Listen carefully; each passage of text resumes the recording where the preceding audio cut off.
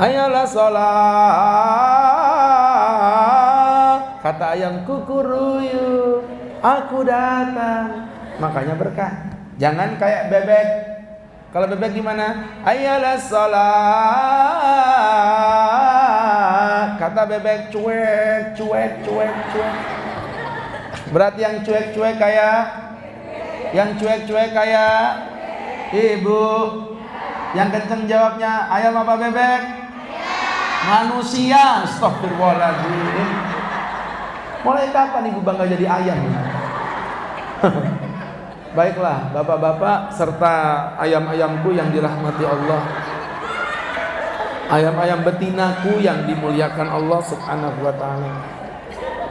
Ini direkam loh ya, bahwa ibu hari ini telah mengikrarkan bahwa ibu telah menjadi ayam. Jadi Masya Allah, ibu-ibu yang dimuliakan Allah. Tahajud itu paling tinggi derajatnya. Sholat sunnah wudhu kecil, tapi yang kecil ini jangan kau remehkan. Ustaz sering bilang, jangan pernah meremehkan amalan sekecil apapun, karena engkau tidak pernah tahu dengan amalan apa engkau akan masuk surga. Tebarkan bibit-bibit kebaikan, karena engkau tidak pernah tahu bibit mana yang akan tumbuh menjadi buah-buah yang akan mengantarkan kita ke surga. Ya, kayak gini nih Masya Allah, bisa jadi nanti masuk surga nih bareng-bareng. Terus tanya malaikat, Pak malaikat, aku orang MIQ. Kata malaikat, kenapa? Aku nih masuk surga karena pasti rajin pengajian sama Ustadz Agus kan? Bukan. Loh, pasti karena aku nih orangnya suka berbagi bersedekah? Bukan. Lah terus kenapa Pak malaikat? Kamu masuk surga hanya karena kamu pernah memberi susu beruang kepada seorang ustadz yang sedang berceramah. Ternyata masuk surganya gara-gara susu beruang. Paham? Jangan remehkan yang kecil, Bu. Salat wudu kecil, tapi gara-gara salat sunnah wudu, Bilal bin Abdul Rabbah masuk surga gara-gara ini. Nabi selesai salat subuh, Nabi balik badan. Bilal, ya Nabi, akhbirni bi arja amalin amil taufil Islam. Tunjukkan kepadaku amalan apa yang paling kau banggakan, Bilal. Kenapa Nabi? Fa ini sami'tu dafana alaikul jannah. Semalam aku mendengarkan suara sandalmu ada di surga. Jadi Bilal belum mati, sandalnya sudah masuk surga. Ibu mati saja belum tentu bawa sandal. Bilal belum mati udah sandalnya masuk surga duluan. Sama kayak Ustadz kemarin subuh itu, saya keluar dari masjid, wih, sandalku sudah masuk surga. Bilal, sakit hatiku, Bu. Yang lebih sakit lagi waktu nyari-nyari, ada itu bapak pengurusnya keluar, Ustadz Agus mau ngapain? Sandalnya kayaknya hilang. Apa jawab dia? Oh memang sering Pak Ustadz di sini hilang. Astagfirullah. Ini adalah maling syariah, karena dia malingnya di waktu subuh dan yang diambil sandalnya ustaz. Dia mencari barokah.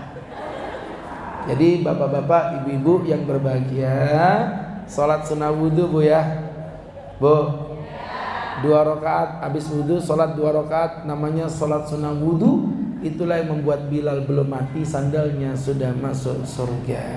Baik teman-teman, ini untuk kajian dasar. Nanti kita sambung kembali ya. Pak Ustadz, ada yang usul kenapa kok kajiannya temanya mengenai tentang toharo? Kami mau tema-tema yang lain. Tenang Bu, ini nanti kami akan acak. Jadi harusnya habis toharo sholat. Bisa jadi kita lompat nanti ke bab tentang pernikahan, bab tentang perceraian. Kita akan acak biar tidak bosan. Tapi kita konsisten, dan ini yang membedakan kajian IQ dibandingkan dengan kajian lain. Kajian lain tematik, kita di sini ngaji layaknya santri. Makanya Ustadz sering bilang santri-santri majelis IQ. Bapak Ibu ini semua santri-santri majelis IQ. Jadi kita ngaji tentang pelajaran. Dan insya Allah ini makin banyak. Ustadz bukan berjanji, tapi mudah-mudahan insya Allah terpenuhi. Kalau ini full, kalau semuanya full, insya Allah saya panggilkan Pak Wali untuk datang kemari biar menyaksikan kajian kita. Siapa tahu dia nanti tergerak hati untuk kasih door prize umroh. Amin. Jangan cuma amin, nabung kau ya. Amin aja kerjaan. Pertanyaan pertama, Ustadz, apa hukumnya mengucapkan niat seperti nawaitu usolli, apa hukumnya? Enggak masalah, itu kan cuma melafalkan niat. Gini loh, saya kasih tahu ya teman-teman ya, yang dimaksudkan niat itu bukan yang di mulut, yang di sini loh Bu, di hati. Usolli fardhu dhuhri itu dilakukan sebelum takbir apa sesudah takbiratul ihram? Padahal sholat itu dimulai dari kapan? Dari takbir. Berarti waktu ngomong usolli itu sudah sholat belum dia? Ya nggak masalah, silakan aja. Tapi niatnya bukan yang di mulut itu, yang di hati. Makanya Allah di hatinya berkata usolli fardhu dhuhri arba'a raka'atin. Makanya kalau mulutnya usolli fardhu dhuhri, hatinya usolli fardhu asri, di mata Allah yang sah itu yang asar. Paham ya? Jadi pengucapan niat itu biasa-biasa aja, nggak ada masalah. Nggak diucapkan juga nggak apa-apa, langsung ke hati. Tapi kalau ada orang mau melafalkan dengan mulutnya untuk memperkuat daripada isi hatinya, maka yang seperti itu tidaklah mengapa baginya. Bagaimana hukumnya ketika berwudu kemudian membasuh lebih dari 3 kali karena lupa atau was-was? Tadi udah Ustaz jelasin, makruh. Kecuali kalau lupa, beda ya. Lupa itu kan namanya juga lupa. Ya namanya lupa itu, saya pribadi sebagai ustadz, saya tuh kalau lupa itu kadang-kadang nggak ingat gitu loh Pak. Itu masalahnya. Ya, karena kalau lupa nggak ingat, berarti otomatis ya lupa gitu loh. Jadi kalau lupa tidak mengapa, tapi kalau was-was jangan, karena was-was ini perbuatan setan. Ibu pernah lihat orang wudu gini Bu? Nawaitul wudu, nawaitul wudu, nawaitul wudu. Kalau sholat gini sholat. Allah Allahu Akbar. Udah kayak jeduk-jeduk. Mohon maaf, pernah lihat begitu? Dulu saya pikir orang begitu tuh orang hebat. Saya minder, ini orang ngeri, ini pasti imannya tebal. Ternyata itu orang kena penyakit. Namanya penyakit was-was. Alladzi wisu fi sudurin nas minal jinnati. Saya pernah Bu punya teman was-was. Jadi kalau kita di asrama waktu Ustadz di Yaman itu ada 6 kamar mandi. Kamar mandi sini antri 3 orang, 3 orang, 3 orang, 3 orang. Yang sini satu pun tidak ada yang mau antri. Aneh kan? Harusnya kenapa tidak antri sini? Karena di dalamnya ada teman saya tadi yang was-was. Itu jangankan mandi, kencingnya saja bisa 20 menit Bu. Serius. Jadi kalau kencing itu piur, jangan-jangan kecipratan, piur, jangan-jangan kena lagi, piur. Ini orang, saya pikir orang yang solih, ternyata orang yang sangat dibenci oleh PDAM. Jadi teman-teman, karena ngabisin di sini. Jadi kalau untuk was-was tidak boleh, hukumnya makruh. Mana dalilnya Pak Ustadz? Ketika Nabi menjelaskan wudu, Nabi bilang faman zada ala hada.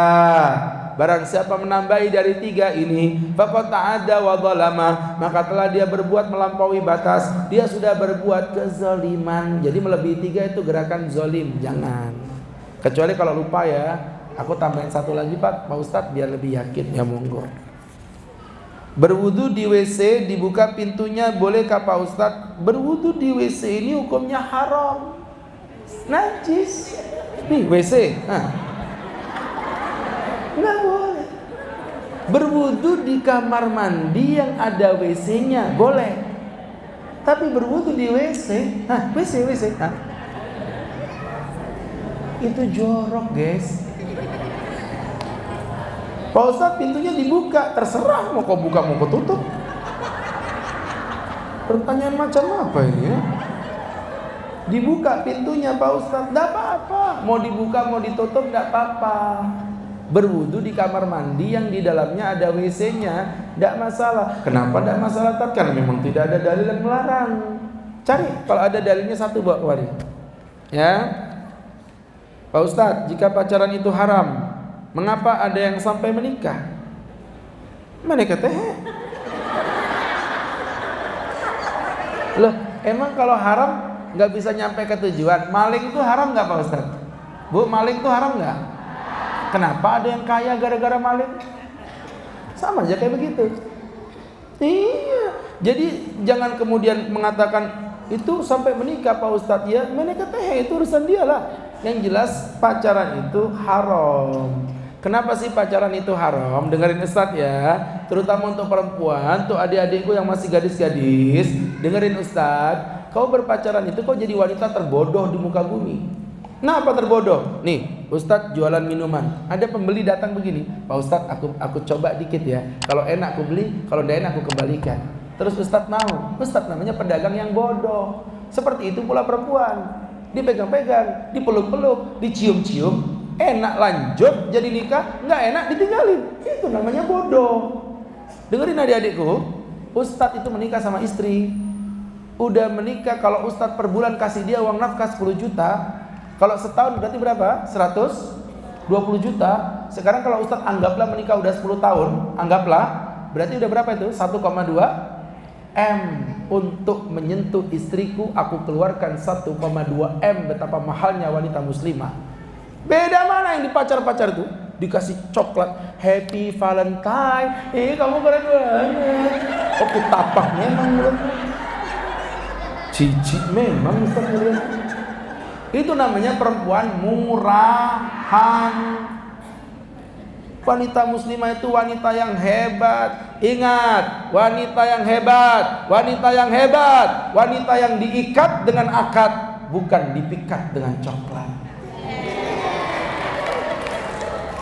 Dan ingat, jangan tertipu dengan laki-laki yang mukanya ganteng, mukanya manis. Karena yang manis aja belum tentu setia, tapi yang setia udah pasti manis. Ya kalian. Dah jelas ya. Jadi pacaran haram, mau kawin, mau ndak kawin, ndak urus Ustaz ya. Ustaz, apa boleh wudhu tidak pakai air keran yang mengalir tapi pakai gayung? Boleh, nggak apa-apa. Di zaman Nabi malah nggak ada pakai keran. Zaman Nabi bukan pakai gayung juga, pakai tangan kok, ngambilnya begini. Zaman Rasulullah itu Masya Allah ya. Jadi diperbolehkan, mau pakai keran boleh. Kalau Ustadz misalnya pakai shower juga boleh. Kalau tempat ibu mungkin selang ya, selang. Ya kan secara ibu nggak punya shower ya kan. Kalau Ustadz kan mandinya di bathtub, kalau ibu kan di jeding. Maaf ya. Iya, makan telo campur apel. Sorry lo nggak level ya.